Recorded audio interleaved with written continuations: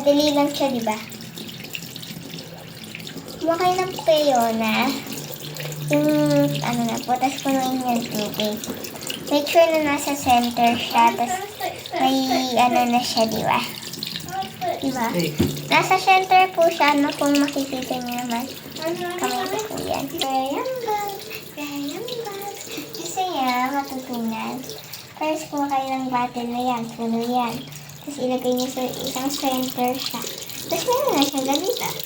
Apaka-easy lang mga beshi. Tapos pakita niyo po sa may anak din niyo at magagandaan sila. OMG guys, nagpapalit pa siya ng mga shape. So, hindi ko pa yung na-expect na to. Tapos, pinakita ko lang kay Mami. Sabi, medyo na kuya. Like siyang bubbles, pero wala siyang bubbles. As in, tubig lang siya. Right?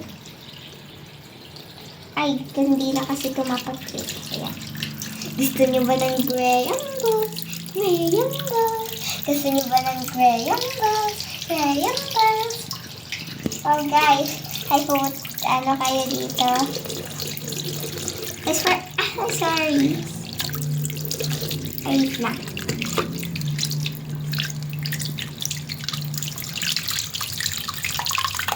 Gusto niyo ba ng Graham?